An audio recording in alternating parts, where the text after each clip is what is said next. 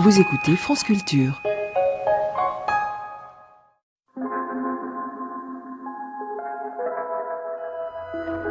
France Culture, il est 14h, l'heure des sciences, du lundi au vendredi. Aujourd'hui, Sciences publiques par Michel Alberganti.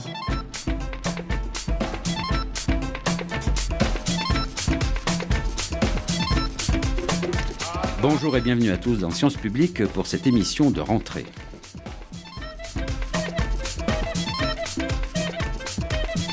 Sur le site de Sciences publiques sur franceculture.com, vous pouvez participer à cette émission si vous le souhaitez en nous adressant vos opinions et vos questions sur notre débat d'aujourd'hui.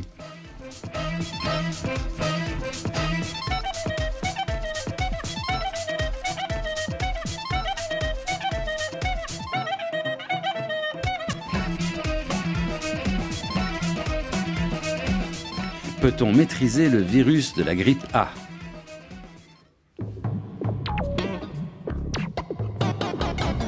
La rentrée se déroule cette année dans une ambiance particulière. Le spectre des conséquences de la crise économique semble s'estomper devant la menace du virus H1N1, celui-là même qui a provoqué la grippe espagnole de 1918, responsable de 20 millions de morts dans le monde entier. Normalement, chaque nouveau virus de la grippe chasse le précédent et le H1N1 a ainsi cédé la place au H2N2 en 1957. Pourtant, le 24 avril dernier, l'Organisation mondiale de la santé, l'OMS, lance une alerte à la pandémie à partir d'un premier foyer au Mexique. Le responsable de cette souche est la souche virale H1N1 inconnue. Le responsable est une souche virale H1N1 inconnue contenant des gènes de porcs, d'oiseaux et d'hommes. De quoi rappeler ce virus H5N1 de la grippe aviaire qui a sévi en 2004 à partir du Vietnam et qui s'est propagé très rapidement dans les pays voisins, faisant planer le risque d'une mutation permettant sa transmission à l'homme. C'est d'ailleurs l'expérience acquise dans la lutte contre cette grippe aviaire qui expliquerait qu'un jeune laboratoire chinois, Sinovac, ait réussi à devancer ses grands concurrents mondiaux dans la mise au point d'un vaccin à dose unique contre la grippe A H1N1. Le Suisse Novartis pourrait suivre avec son vaccin Centura. Les campagnes de vaccination doivent commencer dès ce mois de septembre dans de nombreux pays en prévision de la vague de contamination de l'automne. Selon l'OMS, la grippe A H1N1 pourrait affecter 2 milliards de personnes, soit 30% de la population mondiale. La maladie a pour l'instant tué 2185 personnes sur plus de 200 000 cas d'infection. Les deux caractéristiques originales du virus H1N1 semblent aujourd'hui bien établies, une contagion très forte qui engendre une vitesse de propagation fulgurante et une mortalité faible. Comment expliquer le pouvoir contagieux de ce virus et comment, dans ces conditions, s'en protéger efficacement, alors que la plupart des victimes de la grippe H1N1 se soignent en quelques jours avec du paracétamol? Faut-il lancer une opération de vaccination complète de la population en France pour enrayer la pandémie? Est-il raisonnable de céder à la panique qui s'est emparée des autorités sanitaires alors que la grippe A H1N1 apparaît comme moins dangereuse que la grippe saisonnière qui sévit chaque année? Pour répondre à ces questions, nous recevons aujourd'hui dans Sciences publiques Antoine Flahault, qui est épidémiologiste, directeur de l'école des hautes études en santé publique de Rennes, et qui a été commissaire scientifique de l'exposition épidémique à la Cité des Sciences, dont nous avons parlé ici, et qui est co-auteur de des épidémies et des hommes, qui est paru à la Martinière en 2008, et également co-auteur de AH1N1, journal de la pandémie, qui sera publié le 15 septembre chez Plomb. Je regarde pour être sûr de la date. Pas de réaction, donc c'est plutôt bon signe. Alain Goudot est chef du service bactériologie-virologie au CHU de Tours. Jean Yvenot est journaliste pour Slate.fr et il est le co-auteur avec Antoine Flahault de H1N1, journal de la pandémie. Pierre Saluot est président du groupe d'intervention en santé publique et épidémiologie, le GIPS, et il est coordonnateur pédagogique du cours international francophone de vaccinologie, co-auteur également de La grippe en face, édition Xavier Montauban, et ça en 2007. Je vous rappelle que vous pouvez nous communiquer vos opinions et vos questions sur le site de Sciences publiques, sur franceculture.com. Nos invités pourront y répondre en direct dans la seconde partie de l'émission. Alors, pour commencer ce débat, je pense qu'il est nécessaire d'essayer d'expliquer un petit peu comment fonctionne ce virus, d'où il vient, essayer de le définir et de le situer par rapport à ses prédécesseurs, Pierre Saliou. Comment expliquer à nos auditeurs, bonjour d'abord, Bonjour. à nos auditeurs comment comprendre que ce virus soit particulier et qu'il ne se distingue à la fois de la grippe saisonnière et puis aussi sans doute de ses prédécesseurs célèbres dont j'en ai rappelé un, celui de 1918. Tout à fait, tout à fait. Je crois qu'il faut dire tout d'abord que les virus grippaux sont très plastiques. C'est vraiment pas un virus unique, il y en a plusieurs. Il y a des virus humains et des virus animaux. Parmi les virus humains, le premier identifié dans l'histoire était donc le responsable de l'épidémie de la grippe espagnole, on l'appelle H1N1. Tout d'abord, pourquoi H et N? C'est le nom des antigènes les plus importants des virus, H pour hémagglutinine, N pour neuraminidase, et ce sont ces antigènes qui donnent les anticorps protecteurs. Ceci étant dit, donc le H1N1. Ensuite, la deuxième pandémie, c'était donc le H2N2 en 57, la grippe asiatique, parce qu'il y a eu un changement complet donc dans le génome, dans le gène du virus, de l'hémagglutinine et là aussi de la neuraminidase. Ensuite, on a eu la grippe de Hong Kong de 1968 qui s'appelait le H3N2, parce que là, changement complet encore de l'hémagglutinine, mais pas de la neuraminidase. Et actuellement, chez l'homme, nous sommes sous le règne de la grippe saisonnière du H3N2. Mais il y a un phénomène qui s'est passé, c'est que, passons sous l'épisode de 76, on pourra y revenir, car là, ça a été une fausse alerte, mais en 77, le fameux H1N1, qui avait complètement disparu, est réapparu, en Russie en particulier, donnant lieu à des épidémies, et depuis, il continue à circuler, ce fameux H1N1 saisonnier, et d'ailleurs, cette souche est dans le vaccin de l'année.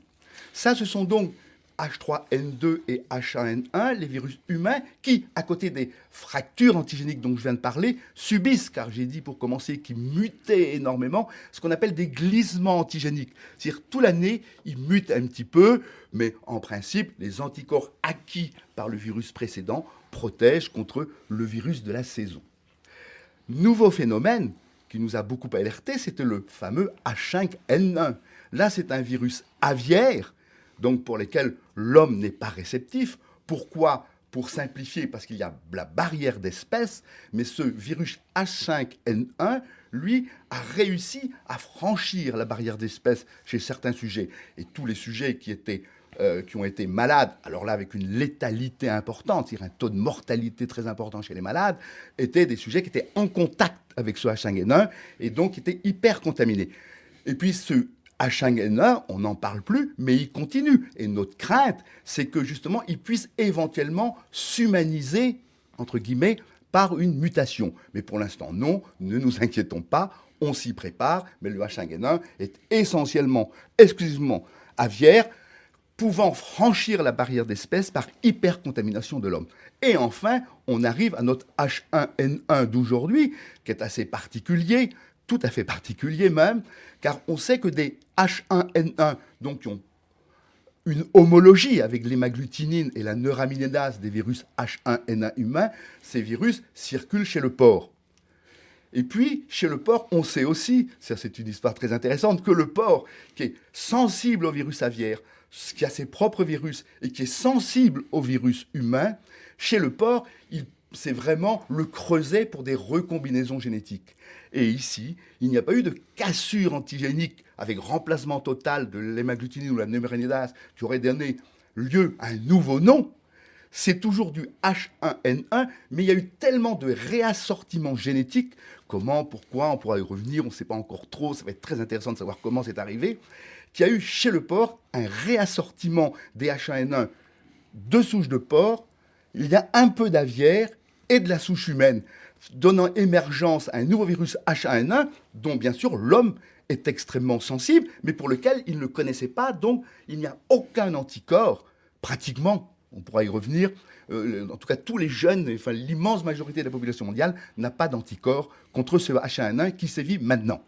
Alain Goudot, bonjour. Bonjour. Donc, on situe beaucoup mieux le H1N1 dans l'histoire que nous a rappelé Pierre Saliou. Mais comment comprendre que ce virus, aujourd'hui, a deux caractéristiques très importantes qui semblent être à la fois une contagion très, très forte, rapide, et aussi une létalité, donc une mortalité faible.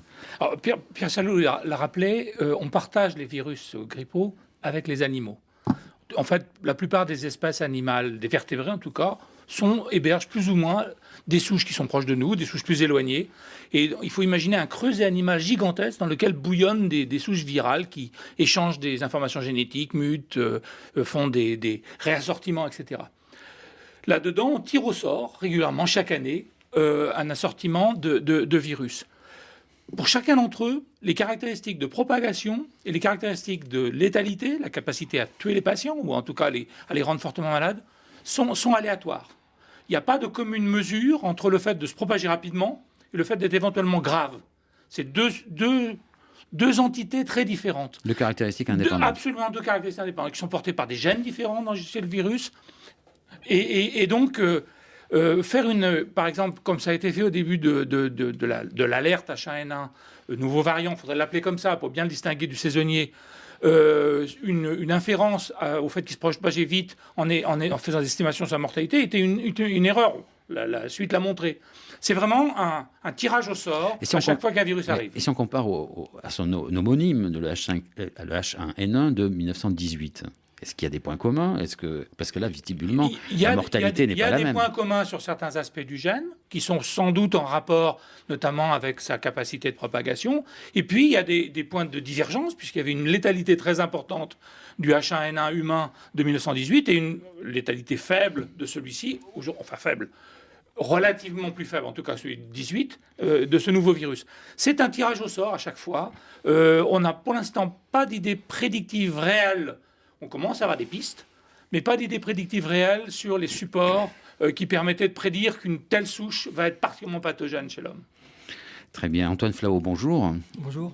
Donc, vous êtes un spécialiste des épidémies. Et comment vous avez vécu, donc, forcément, celle-ci en direct, puisque vous la relatez dans le livre que j'ai mentionné en introduction. Comment vous mesurez ce taux de contagion et cette caractéristique du virus qui fait que, semble-t-il, les observateurs considèrent qu'il est extrêmement rapide dans sa progression par rapport à ceux qu'on connaît? Alors je crois que, comme l'a rappelé Alain Goudot, il y a deux caractéristiques très séparées, très indépendantes, qui sont la contagion et la virulence. Alors la contagion, la contagiosité d'un virus se mesure par un paramètre qu'on appelle le taux de reproduction. C'est-à-dire qu'on peut presque dire que chacun des virus est associé à un taux de reproduction. Le taux de reproduction, en mathématiques, on l'appelle R0, et quand c'est le taux de reproduction de base, au tout début de l'épidémie, et c'est le nombre de cas secondaires qu'un cas index peut générer. C'est-à-dire que si vous êtes dans un avion, dans un repas familial, et que vous êtes infecté, combien de personnes vont être infectées à cause de vous. Ce taux de reproduction pour la grippe, il est connu pour être de l'ordre de 2. C'est-à-dire que dans le fond, c'est pas si contagieux que ça. Quand on dit l'énorme contagiosité, c'est parce qu'on va s'apercevoir qu'il est exponentiel et qu'à l'échelle de la planète, ça va être massif. Mais au niveau individuel, une personne en moyenne, car le vivant est éminemment variable, et le taux de reproduction est une variable du vivant. Donc il y a certainement des personnes qui sont des véritables hubs sociaux, c'est-à-dire qui ont des réseaux de relations tellement importants que leur taux de reproduction sera beaucoup plus important. En particulier, les enfants ont un taux de reproduction pour la grippe qui est probablement au moins 2 fois supérieur, probablement de l'ordre de 4, mais le taux de reproduction en moyenne est de 2. Et on peut estimer le taux de reproduction assez rapidement. Je dirais presque que la variable contagiosité est celle que l'on peut approcher le plus facilement dès le démarrage d'une pandémie ou d'une épidémie comme celle qui s'est déroulée à Mexico au début, où on n'était pas totalement sûr que ça deviendrait une pandémie. On s'est rendu compte que le taux de reproduction était probablement à peu près de l'ordre de 2. Alors, la conséquence de cela, c'est que il faut se rendre compte que la progression est exponentielle. 2 cas vont donner 4 cas, 4 cas vont donner 8 cas, etc. Et donc, vous avez en quelques... Si vous faites le calcul mathématique, en 45 jours, vous avez dans une seule ville 30 000 cas. Avec ça, un seul cas. Vous parlez du H1N1 d'aujourd'hui ou bien en général de la grippe Alors vous voyez que je parle à la fois de la grippe en général et du H1N1. Le taux de reproduction est très constant pour un virus donné. Ça pourrait changer. Alors pourquoi parle-t-on de cette caractéristique qui a l'air d'être très particulière pour ce virus nouveau Juste une chose Oui, pour vous dire, non le taux plus. de reproduction du virus de la rougeole est de 20. Un cas dans une crèche donne 20 enfants malades si personne n'est vacciné, bien entendu.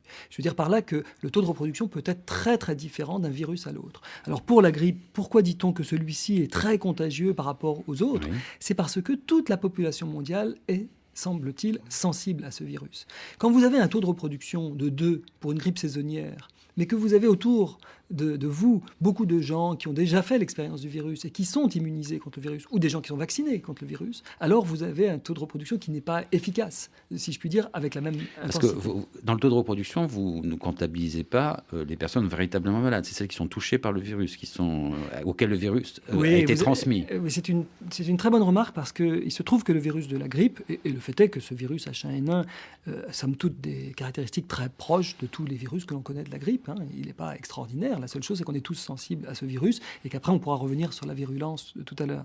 Mais comme vous le dites, le fait d'être infecté par le virus ne se traduit pas par un syndrome unique. La maladie grippale est quelque chose qui est un éventail de pathologies somme toute très différentes. Vous pouvez être infecté par le virus de la grippe et ne faire aucun signe. On appelle ça des silencieux ou des asymptomatiques. Vous pouvez être infecté par le virus de la grippe et faire des tout petits signes, peut-être une goutte au nez, une vague toux, pas de fièvre. Et on l'a totalement vu dans cette infection par le H1N1. On estime même que peut-être 40 à 50% des infections par le virus H1N1 pourraient être asymptomatiques ou ce que l'on appelle paucisymptomatiques avec peu de symptômes. Le reste peut être un syndrome grippal extrêmement carabiné. C'est une maladie très très violente, la grippe. On dit que c'est la grippe, voire parfois on entend même c'est la grippette. Pour un certain nombre, c'est peut-être une grippette. Pour d'autres, ça va être un syndrome très carabiné. Et on sait bien que lorsqu'il survient chez un adulte sain, le plus souvent, il n'y a aucun problème. Lorsqu'il survient chez quelqu'un qui a beaucoup de pathologies par ailleurs, ça peut être un peu la goutte d'eau qui fait déborder le vase.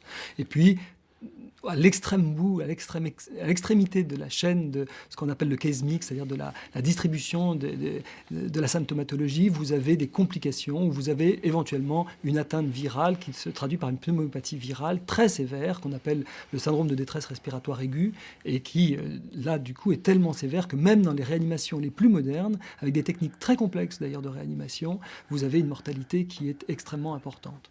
Donc ça veut dire que la réponse est vraiment extrêmement variable, depuis quasiment rien jusqu'à ce cas que vous décrivez. Jean-Yves Naud, bonjour. Oui, bonjour. Vous vouliez intervenir ?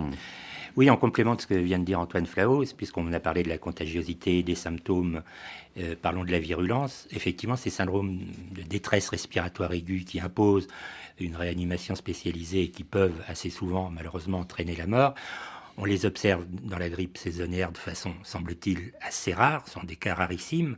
Or, il semble être ici, avec le nouvel H1N1, peut-être plus fréquent. Et surtout, et c'est là où il y a une nouvelle problématique, me semble-t-il, toucher des adultes ou des jeunes qui étaient auparavant en bonne santé. Les derniers chiffres qu'a donné la directrice générale de l'OMS, c'est sur 10 cas, il y a 4 cas de mortalité ou de syndrome de détresse respiratoire aiguë qui peuvent être malgré tout ne pas avoir de conséquences mortelles, qui surviennent chez ces jeunes adultes en bonne santé. Ça, il me semble que pour l'instant, je ne lis pas toute la biblio sur le sujet, mais peut-être qu'Alain Goudot ou vos invités pourront répondre. On n'a pas d'explication, allez, utilisons le jargon, physiopathologique. Qu'est-ce qui fait que ce virus envahit l'arbre respiratoire, détruit les cellules et conduit à la mort par asphyxie? Je voudrais justement revenir un tout petit peu sur cet affrontement entre les capacités de se propager d'un virus et puis la situation de la population. C'est un point très important, je crois. On a un passé, tous, de rapport à la grippe.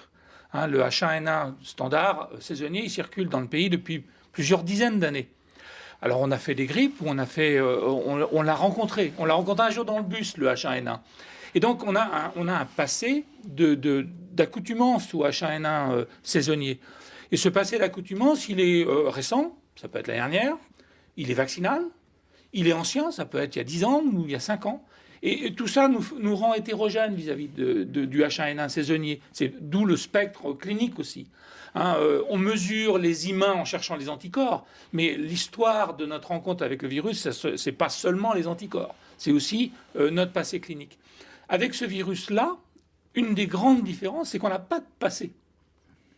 C'est un virus nouveau, Pierre Salut l'a bien rappelé. Je vous interromps là. Est-ce qu'il est quand même pas préjudiciable à la compréhension de tout ça de lui avoir donné le même nom? C'est un peu regrettable. Les virologistes, entre eux, regardez sur ma chemise, moi j'ai marqué H1N1 variant. Il faut bien le distinguer de celui que je vois arriver tous les ans et qui est familier. De l'avoir rendu confus avec le virus saisonnier qui circulera peut-être cette année. J'en sais rien, on en discutera tout à l'heure. On aura 2 H1N1 dans le territoire. Il semblerait qu'il y ait une concurrence, oui. Entre... Oui, alors il y aura sûrement une concurrence. Qui sera le vainqueur de la concurrence? On n'en sait rien.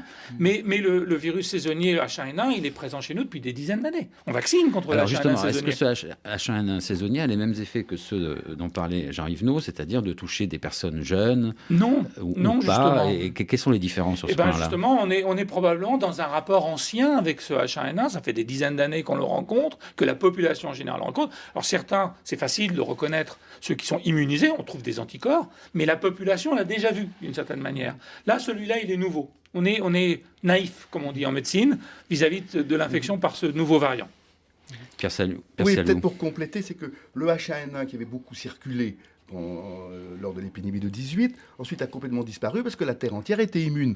Il a disparu, mais en fait, il circulait à bas bruit, car rares sont les agents pathogènes qui disparaissent complètement comme ça. Il restait quelque part. Et celui de 1918, il était quand même extrêmement dangereux pour avoir fait 20 millions de morts. Absolument. Mais une fois que tout le monde... J'en suis pas d'accord avec le chiffre. Non, je crois que mais c'est Antoine qui pourrait le dire peut-être mieux que moi. Bien sûr il avait un taux de létalité, il était dangereux.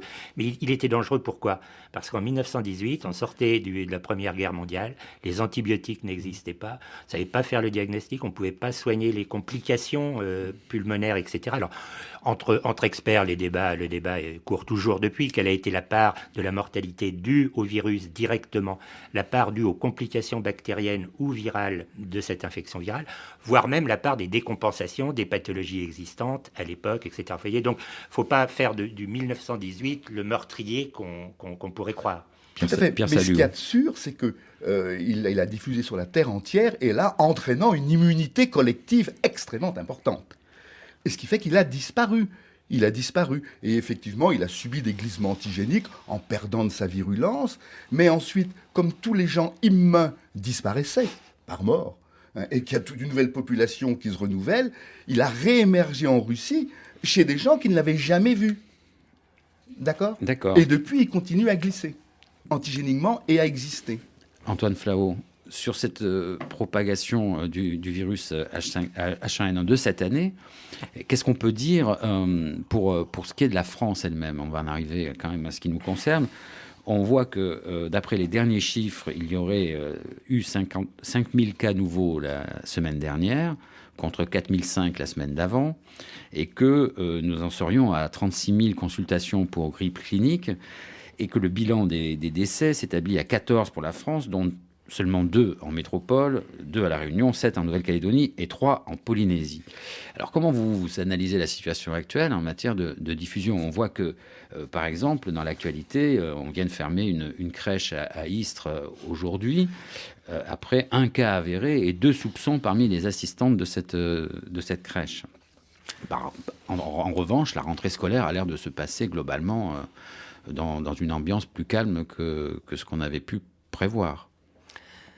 Alors d'abord, je crois que rien ne s'est encore passé en France métropolitaine, ou presque rien. La catapulte nord-américaine a joué à plein pot pendant des mois au printemps dernier pour nous envoyer un peu partout dans le monde des cas qui, de temps en temps, ont fait souche et ont permis l'explosion de petits foyers épidémiques extrêmement localisés et contenus et qui ne se sont pas développés. Pourquoi? Très probablement, c'est toujours difficile de donner des réponses à l'emporte-pièce, mais très probablement, le facteur saisonnier a joué. Il n'y a pas de depuis 20 ans qu'on surveille sur le réseau Sentinelle à l'INSERM les épidémies de grippe, on n'en voit pas l'été. Donc, il y a pas D'autant eu... qu'il a fait plutôt chaud au mois d'août. Oui, il y a eu un mois d'août. Mais- Même les mois d'août froids, vous ne voyez pas d'épidémie de grippe. Donc, Mais à l'inverse, on a eu quand même une saison touristique très forte. La France est un Tout à fait. très bon récepteur pour c'est ce que qui est j'appelle du tourisme. c'est ce que j'ai appelé un peu la catapulte, qui a joué de façon différente, mais le plus souvent en effet par des transports aériens. Des cas sont arrivés et des petits foyers se sont allumés. Mais ça n'a pas entraîné, même en Angleterre. Quand on dit en Angleterre, il y a peut-être eu en Angleterre 100 000 cas, vous savez. Mais 100 000 cas, si on en attend 20 millions, c'est des tout petits chiffres encore. On n'a rien vu. On n'a rien vu. La France, ça n'est pas que la métropole. En revanche, en ce moment à La Réunion, j'allais dire hier, parce que ça a l'air d'être en voie de fin en Nouvelle-Calédonie, il y a eu des vraies épidémies, avec probablement en Nouvelle-Calédonie 15% de la population au moins atteinte. Mais 7 morts. Alors Seulement. attention, là quand on dit cette mort, je voudrais revenir sur... Il faut vraiment bien comprendre la mortalité par la grippe. Vous savez qu'on a des épidémies saisonnières de grippe. On dit qu'on a 5 à 6 000 morts en excès, une surmortalité de 5 à 6 000 chaque année, en moyenne, en France, lors de la grippe saisonnière. Vous n'en entendez jamais parler de ces Jamais. morts. On vous dit jamais, on n'égrène pas le décompte des décès. En fait, si vous regardez de très près les statistiques de mortalité, vous avez entre 150 et 800 cas sur les 5 ou 6 000 qui sont déclarés officiellement. Pourquoi ? Non pas parce qu'on les cache, simplement parce que les médecins ne les repèrent pas et ne les identifient pas comme étant attribuables à la grippe. La surmortalité dont on parle est une surmortalité statistique, uniquement que l'on peut mesurer à l'aune des statistiques lorsqu'elles nous parviennent. C'est-à-dire que souvent, c'est l'effet de la canicule. Vous savez, la canicule, il y a eu une surmortalité statistique de 15 000 décès. Les 6 000 décès dus à la grippe sont de la surmortalité statistique. Il se peut que ce soit des gens qui aient eu une grippe qui soit même presque passée inaperçue et qui, plusieurs semaines après, a entraîné ce qu'on appelle une décompensation d'une maladie grave préexistante qui va être comptabilisée comme un mort en excès. Pourquoi en excès ? Parce que quand on regarde les mêmes périodes de l'année précédente ou des 10 années précédentes où il n'y avait pas d'épidémie de grippe à cette période-là, on voit une mortalité différentielle qui est de l'ordre de 5 ou 6 000. Et je dis qu'au jour d'aujourd'hui, personne n'est en mesure de vous dire, on n'a pas encore les statistiques de mortalité toute cause de Nouvelle-Calédonie ou d'Australie, on ne sait pas du tout ce qui s'est passé en ce moment en Nouvelle-Calédonie ou en Australie vis-à-vis de la mortalité par la grippe. Donc on n'est pas capable aujourd'hui de dire qu'il n'y a eu que, comme vous dites, 7 décès. Ces 7 décès sont des décès immédiatement, directement attribuables à la grippe, qui n'auraient pas dû se produire parce que la grippe saisonnière n'en donnait pas. Voilà. En même temps, les choses sont quand même assez compliquées, puisque dans les premiers cas de décès, on voyait que c'était des personnes qui avaient souvent d'autres affections, parfois assez lourdes, Pierre Saliou. Donc, comment distinguer, là aussi, l'impact réel de la grippe par rapport à celui d'autres affections qui étaient déjà présentes ? Oui, comme vient de dire Antoine Flalot, c'est très très difficile. On sait de tout temps, c'est bien connu que la grippe, les virus grippaux peuvent donner des pneumonies en se multipliant dans le poumon, entraînant des détresses respiratoires et entraînant la mort. Mais ça arrive tout le temps, même avec les virus saisonniers. Mais on sait aussi que pour la grippe saisonnière, l'excès des décès est dû, dans l'immense majorité des cas, à des complications bactériennes. On a coutume de dire que dans l'ombre des épidémies à la suite des épidémies de grippe, il survient des épidémies de pneumopathie bactérienne. Voilà, c'est pour ça que Jean-Yves Venot parlait d'antibiotiques. Absolument. Les antibiotiques sont nécessaires lorsqu'il y a une atteinte bactérienne pour éviter la mortalité par surinfection. Tout à fait. Alors, Alain Goudot veut rajouter un mot. Je voudrais rebondir sur ce que disait Antoine Flavio sur le problème du diagnostic. Un des soucis dans tous ces cas de grippe, ceux saisonniers ou ceux qui vont arriver avec l'épidémie de H1N1 nouveau variant, c'est le déficit de diagnostic. En fait, un des éléments qui pose souci, c'est qu'en général, on ne pose pas de diagnostic de la grippe. Et si on veut vraiment comprendre ce qui se passe, je pense qu'il va falloir s'interroger sur la mise en œuvre du diagnostic, pas seulement du nouveau variant, ce qui est en train d'être mis en place par les zones de défense, il y a des laboratoires désignés, etc., j'en fais partie, mais d'améliorer très généralement le diagnostic des infections respiratoires virales. Parce qu'il y a d'autres virus que le virus grippal qui peuvent donner des symptômes, notamment des symptômes mineurs qu'on évoquait tout à l'heure. Il y a des paramyxovirus, il y a des adénovirus, il y a d'autres virus respiratoires. Et on en fait, chez l'adulte en tout cas, assez peu le diagnostic. C'est bien qu'il y a un flou de diagnostic qui rend difficile d'interpréter les taux de mortalité de la grippe. Alors, si on veut y voir scientifiquement quelque chose de clair, probablement qu'il va falloir s'interroger sur les moyens diagnostiques à mettre en œuvre. Et Jean-Yves Naud. précisément, comment se fait-il que face à cette maladie qui jusqu'à présent était considérée un peu comme une fatalité, on n'a jamais choisi de développer des tests biologiques qui permettraient d'avoir la confirmation que le nez qui coule, les courbatures, la petite dépression, enfin tout ce qui fait un syndrome grippal. Jean-Yves Naud directement. Alain Goudot, oui. Eh bien, il y a des tests. Évidemment qu'il y a des tests. Il y a des tests. Ce qu'il faut, c'est décider de les faire. Il y a des tests, il y a tout ce qu'il faut sur le plan technique pour diagnostiquer tous ces virus. C'est mis en œuvre assez volontiers chez l'enfant, assez facilement, et même de manière assez routinière en France métropolitaine chez l'enfant, mais peu chez l'adulte. Peu chez l'adulte parce que c'est de la médecine de ville, parce que les laboratoires de ville sont en général pas équipés pour ça, parce que ça devient coûteux et compliqué, mais probablement qu'il va falloir faire des efforts nationaux pour faire ça mieux.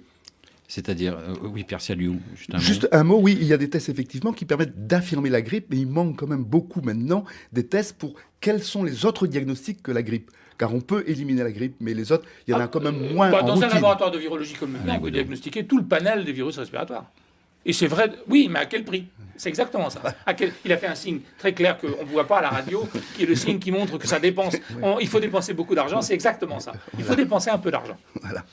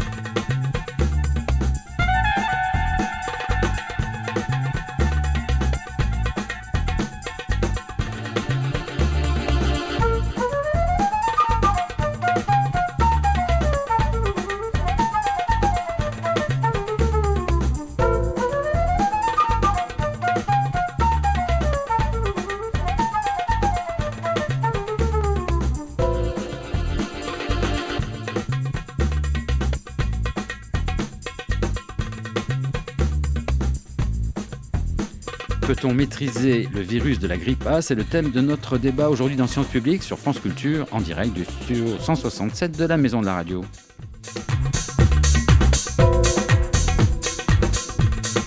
Nos invités sont Antoine Flahault, épidémiologiste, directeur de l'école des hautes études en santé publique de Rennes, Alain Goudot, chef de service bactériologie-virologie du CHU de Tours, Jean-Yves Naud, journaliste pour Slate.fr, et Pierre Saliou, président du groupe d'intervention en santé publique et épidémiologie, le GIPS, également coordinateur pédagogique du cours international francophone de vaccinologie.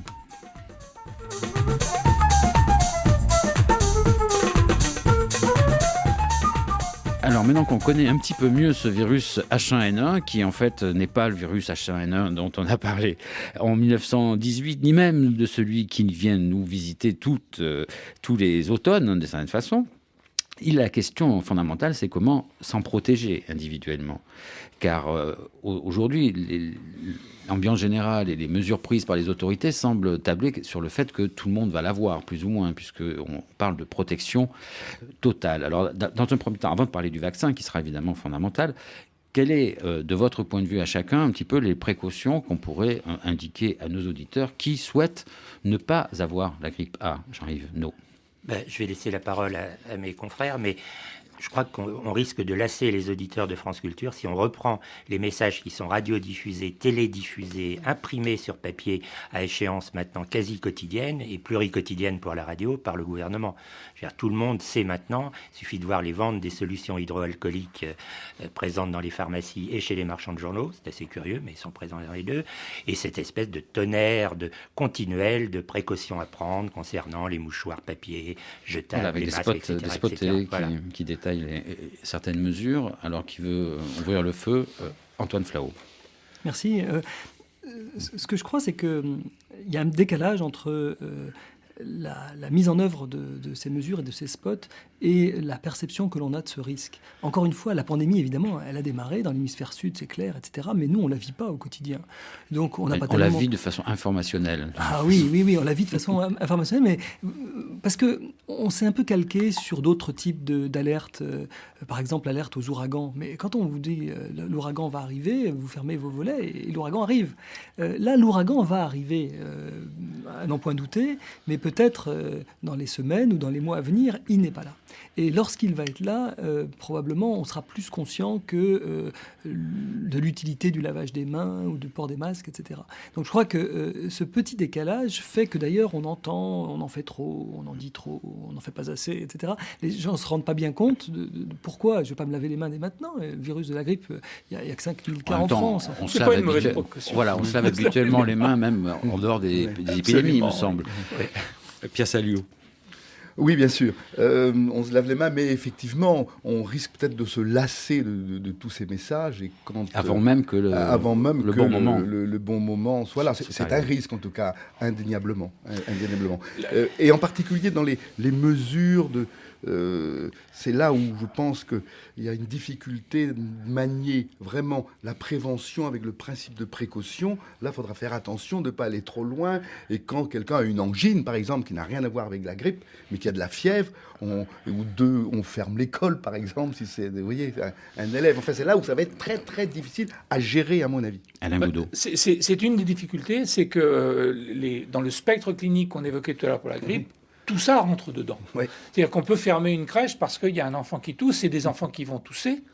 Dès que l'automne va arriver, les enfants vont tousser et les maîtresses vont tousser avec dans les écoles. Avec une telle préparation psychologique, Absolument. On peut imaginer que tout s'arrête très vite. Oui, donc, on peut avoir vraiment une sorte d'explosion sociale, une paralysie sociale. Ouais. Et ça nous inquiète beaucoup. Jean-Yves Naud. Il y a un exemple qui est très intéressant, c'est celui de la Nouvelle-Calédonie et de la Réunion, où en définitive, d'emblée, les autorités sanitaires locales ont décidé de ne pas fermer les écoles, parce que fermer les écoles avait en définitive des conséquences sociales, socio-économiques bien plus grandes que le risque hypothétique de voir une proportion importante des élèves atteints. Et donc, alors qu'au même moment à Paris, le ministre de l'Éducation, Luc Châtel, disait « lorsqu'il y aura 3 cas dans une classe, on fermera la classe », sans parler d'ailleurs de fermer l'école, mais simplement la classe, comme si la classe était une entité hermétique dans une école. Et bien, dans le même temps, à La Réunion, on disait « non, les enfants continueront à aller à l'école ». Donc je crois qu'on peut prévoir, après tous ces messages assez alarmistes, assez exhaustif, on peut imaginer que la société et l'administration française aient une certaine plasticité et s'adaptent en définitive à la réalité telle qu'elle apparaîtra. Alors une question d'une auditrice, Noël Favreau de Grenoble, qui nous dit « grippe très contagieuse mais peu dangereuse, quand on l'a, alors pourquoi tant d'affolement ? La vaccination est dénoncée comme très dangereuse par de nombreux médecins, vu les adjuvants et conservateurs reconnus comme toxiques, scalène, mercure, aluminium, formaldéhyde. Pourquoi prendre le risque de se faire vacciner ?» Voilà une question parfaitement adaptée à ce que nous allons aborder, qui est le problème de la vaccination. Qui veut répondre? On peut déjà évoquer un certain nombre des constituants qui sont listés là. La plupart de ces constituants sont des constituants naturels, des constituants habituels de tous les vaccins. Donc il faut voir là-dessous aussi une campagne très générale anti-vaccinale qui est sous-jacente en France. Je ne parle pas du vaccin grippal, on pourra le revenir. Mais spécifiquement en France, il y a une inquiétude vis-à-vis des vaccins qui est, j'ai l'impression, le pendant de l'obligation vaccinale. Il y a beaucoup de pays qui n'obligent pas à vacciner et qui sont plus détendus vis-à-vis des risques potentiels des vaccins. L'obligation vaccinale a créé en France une société... une micro-société anti-vaccinale qui est très puissante et très active. Alors apparemment, c'est même... il y a des réactions même dans les syndicats d'infirmiers, puisque certains demandent aujourd'hui d'avoir un consentement écrit des patients qui vont se faire vacciner. Pierre Saliou. Oui, parce qu'on parle maintenant des vaccins. Je crois que la première chose à dire, et peut-être qu'on répondra à la dame là, un peu précisément sur les 2 ou 3 produits dont elle parle, c'est qu'au jour d'aujourd'hui, à ma connaissance, aucun vaccin n'a encore son autorisation de mise sur le marché.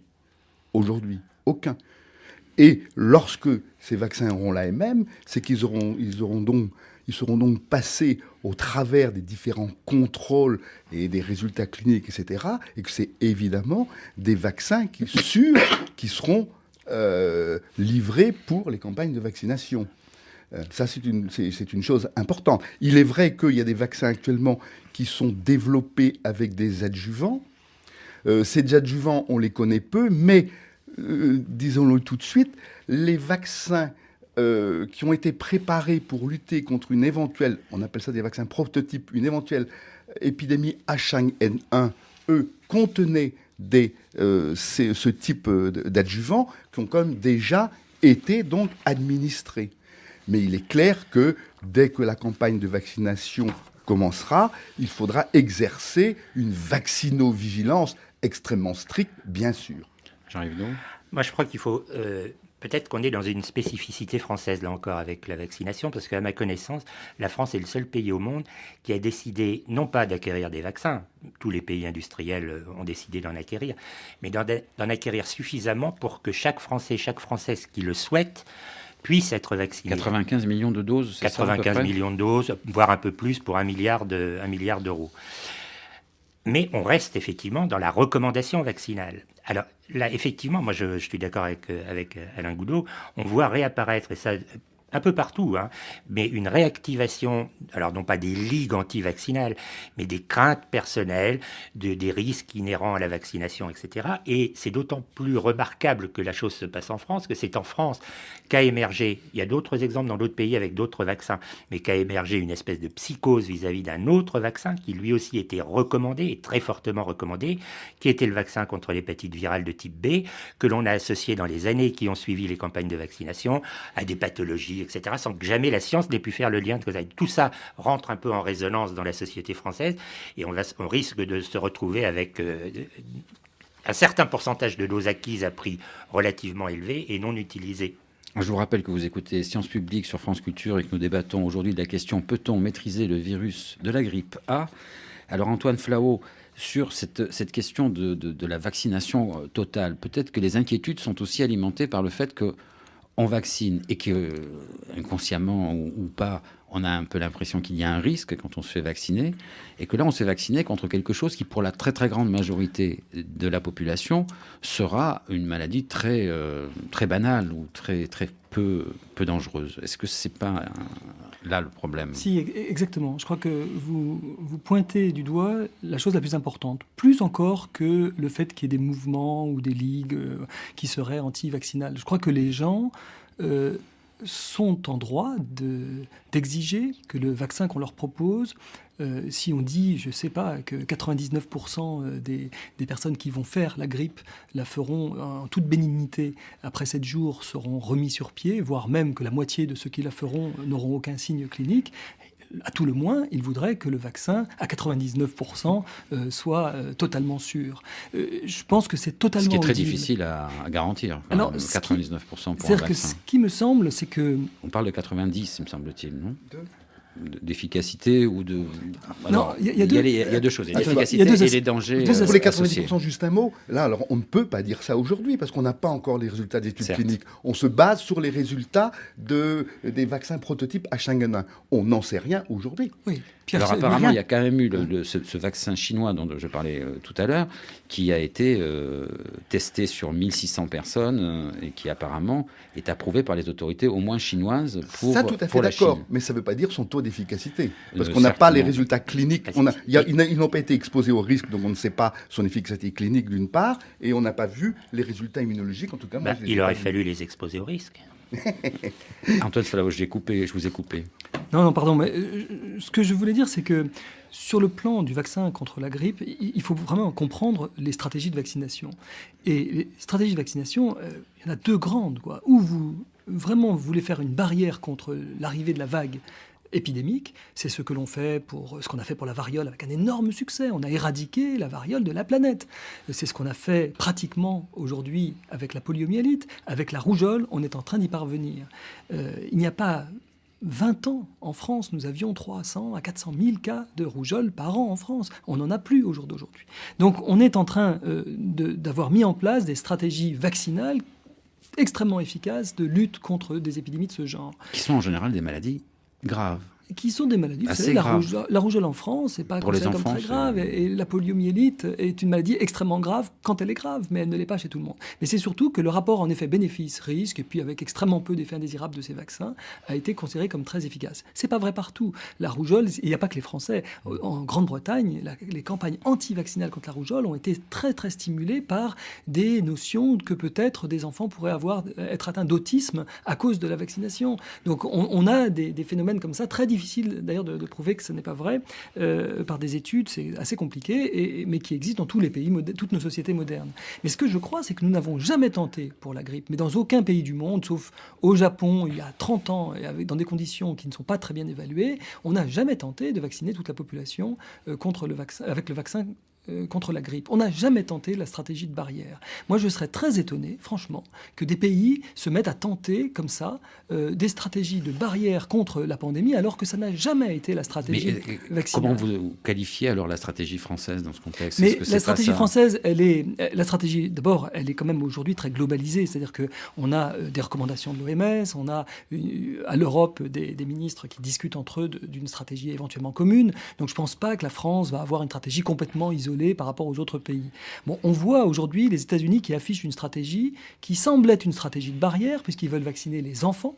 Mais c'est du jamais vu. On ne l'a jamais fait. De 0 à 18 ans, de 6 mois à 18 ans, ça n'a jamais été fait. Ils partent à l'aventure, ils vont vacciner de 6 à 18 ans, alors que l'on n'a pas d'expérience clinique de cela. On ne sait pas si c'est efficace. Quels sont les risques Mais on ne sait pas quels sont les risques. On ne sait pas. Ces segments de la population n'ont pas été vaccinés de façon massive au jour d'aujourd'hui. Donc je trouve qu'aujourd'hui, il manque l'expérience clinique qui permette de dire « banco, allons-y ». On ne l'a jamais fait. On aurait pu le faire pour les épidémies de grippe saisonnière. Ça n'a pas été fait. Alors qu'elles font quand même, comme on l'a rappelé, d'ailleurs avec une grande discrétion, entre 3 et 5 000 morts par an, Jean-Yves Naud.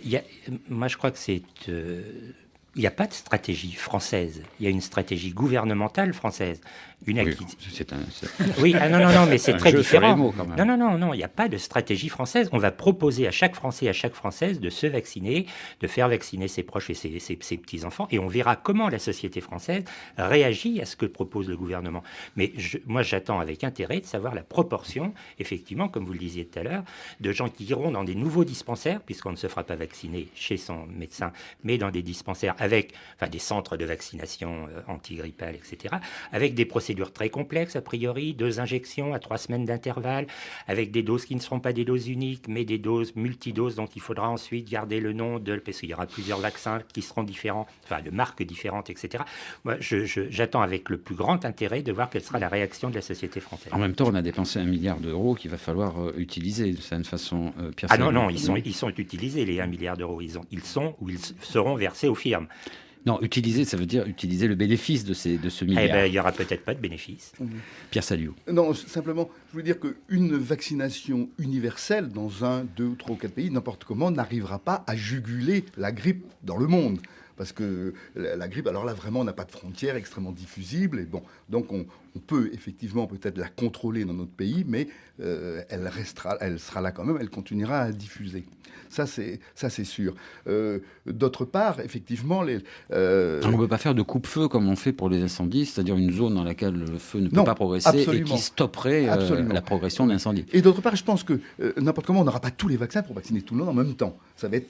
Parce que pour l'instant, on n'en a pas, et ça va venir, mais on n'en a pas, ils n'ont pas encore leur AMM. Bon, ça viendra, mais ils viendront ensuite. Il faut que les capacités de production puissent les sortir jour après jour, et donc il faudra plusieurs jours. D'après l'ANES, je crois qu'on parle de 900 millions de doses total, c'est la capacité de production annuelle, totale. 950 000, on a les pleines. Donc, et c'est énorme, parce que ça a augmenté depuis le H1N1, justement, ça a pratiquement doublé la capacité mondiale. Ça.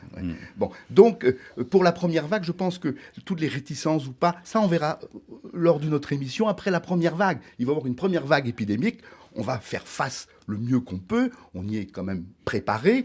Et puis, on verra si on a des vaccins, qui va se faire vacciner ou pas, comment va évoluer la maladie. Et alors, pour la deuxième vague, il y aura 2 solutions. Ou il y aura des queues énormes, tout le monde va se faire vacciner, et on ne pensera plus aux éventuels effets secondaires. Ou bien alors, là, effectivement, si ça se passe bien, il y a des vaccins qui ne seront pas injectés. Alain Goudot. Je voudrais justement revenir sur le titre de l'émission. Peut-on maîtriser les virus vous me prenez de court, c'était la question que je voulais vous poser à la fin de l'émission. En tant que virologiste, je dirais non. On ne peut pas maîtriser les virus, et j'ai presque envie de dire probablement que c'est aussi bien comme ça. Ils font partie de notre bio-univers et on en a besoin. À voir ce qui se passe en ce moment, on a l'impression que c'est ça la volonté. Oui, mais je suis assez d'accord avec Antoine Flahault. Je pense qu'il va y avoir le public, d'une certaine manière, va répondre à une évaluation du risque. Le public, il est plein de bon sens. Il va évaluer son risque de contracter une grippe grave, son risque éventuel d'être vacciné pour rien. Il va peser le pour et le contre. Moi, j'ai une expérience. Mais comment va-t-il faire vous-même? Vous êtes incapable d'évaluer ce risque. Et puis même si je l'évaluais, moi, je ne souhaite pas qu'on ait des directives absolues vis-à-vis du public. Le public, il est libre de son corps et de sa santé. Enfin, je crois que c'est un prérequis si on veut prêter le serment d'Hippocrate. Il faut bien informer. Oui, il faut bien informer. Ensuite, le public choisit ce qu'il veut faire. Moi, je vois avec la grippe saisonnière, par exemple. On vaccinait assez peu, par exemple dans mon service, les gens se vaccinaient assez peu contre la grippe. Puis au fur et à mesure qu'on a eu de plus en plus de diagnostics de grippe, les gens qui travaillent avec moi ont pris conscience de ce pathogène, ont vu des cas dans la clinique, ont mesuré mieux le risque et se sont vaccinés à titre individuel. Ils m'ont un jour demandé, on ne pourrait pas se faire vacciner. Et puis maintenant, il y a une campagne de vaccination qui n'était pas obligatoirement d'ailleurs très incitative à l'intérieur des hôpitaux publics, mais qui s'est fait à la demande finalement du personnel. Et bien c'est un peu pareil pour le public. Le public va mesurer le risque. Il va mesurer le risque de cette grippe. Il faut lui en donner les moyens. Mais comme le disait Jean-Yves tout à l'heure, il est possible qu'on n'utilise pas ces vaccins du tout. Antoine Flahault. Moi, j'aurais pas été hostile à l'idée qu'on oblige le public à la vaccination. Ça s'est fait pour la variole. Ça s'est fait. Aujourd'hui, on a encore des vaccinations obligatoires.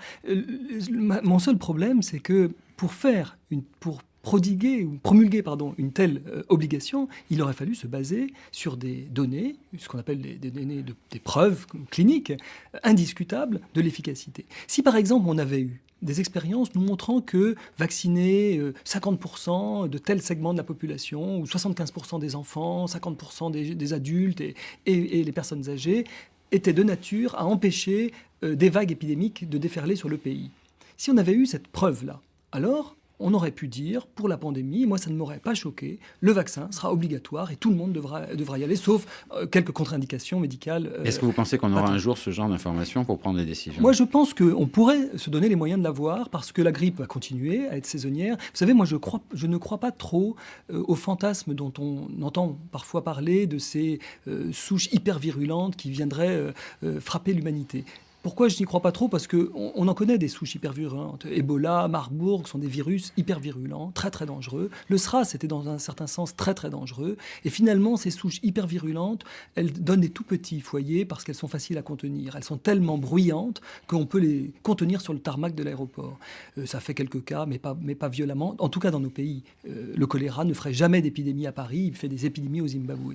En revanche, je crois beaucoup plus qu'on va avoir à affronter ce type d'épidémie, genre pandémie grippale ou chikungunya, etc., où 99% des gens font une maladie très bénigne et où un tout petit pourcentage fait quelque chose de grave.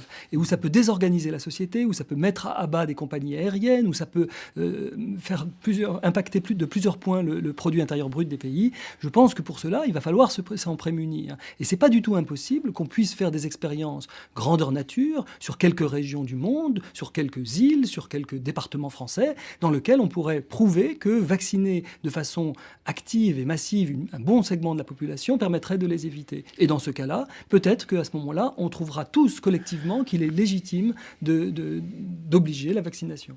Jean-Yves, un mot. En un mot, je ne suis pas du tout d'accord avec Alain Goudot. La dimension contagieuse peut conduire effectivement à imposer au public de ne pas être libre. Alain Goudot. Alors, on fait une comparaison avec la variole. La perception du risque variolique était claire. Louis XIV a perdu la plupart de sa descendance de la variole. On n'est pas dans cette situation-là. Si tu veux. La perception de la maladie, c'est pas la même. La variole, moi j'en ai jamais vu, mais j'en ai vu en film. Et j'ai des anciens profs qui m'ont raconté la variole. Ça n'a rien à voir. Si tu veux. La perception pathologique, si tu veux, c'est pas la même. Et la disruption des compagnies aériennes vue par le public, j'ai presque envie de dire, le public, il s'en fiche. Si le virus H5N1, qui tuait une personne sur deux, qui tue encore une personne sur deux quand il parvient à passer de l'oiseau à l'homme, était devenu pandémique, comme on le redoutait, est-ce que vous auriez la même réflexion quant à la liberté totale du public? Sûrement pas. Avec un pathogène qui tue un individu sur deux infecté, manifestant des signes, évidemment que le risque n'est pas le même.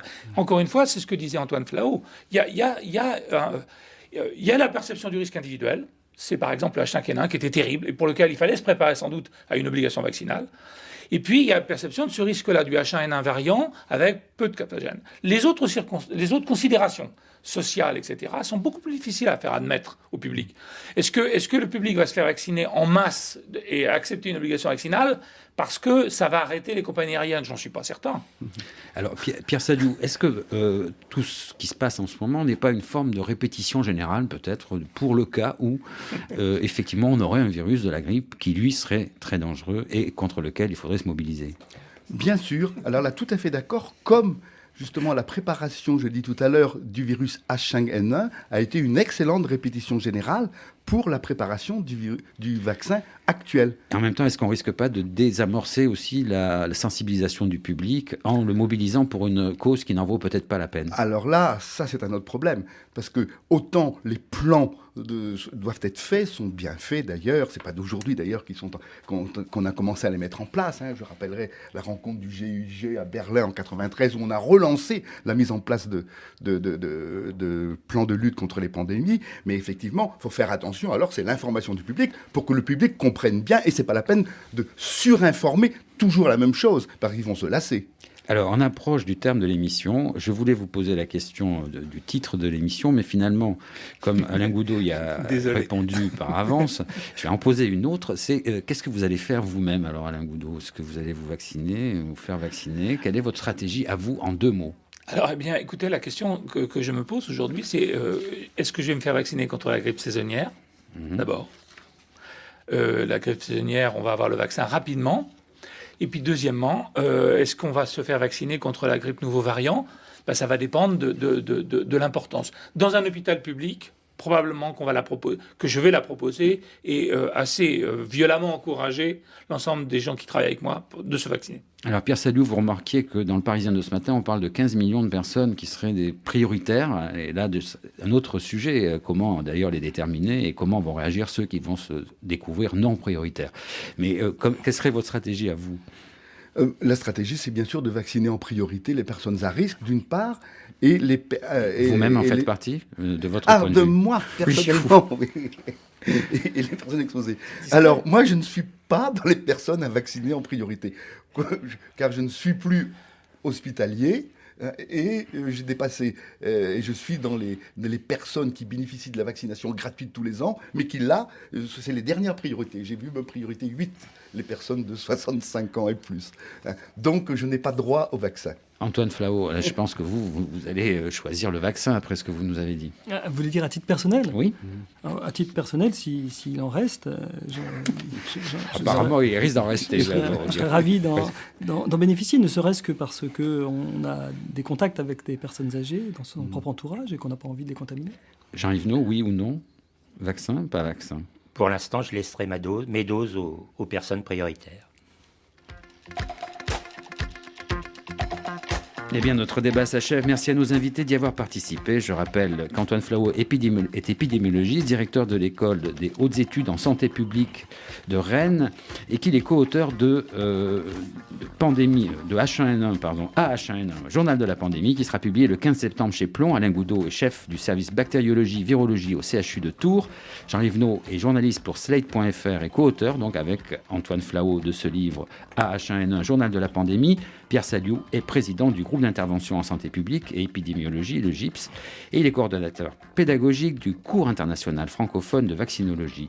Sur le site de Sciences Publiques, sur franceculture.com, vous trouverez des références de sites internet et des ouvrages sur la grippe, dont ceux de nos invités. Et donc, je rappelle que Antoine Flahault et Jean-Yves No publieront donc le 15 septembre chez Plon un récit sur les 4 premiers mois de la pandémie que vous pourrez vivre grâce à eux comme si vous y étiez.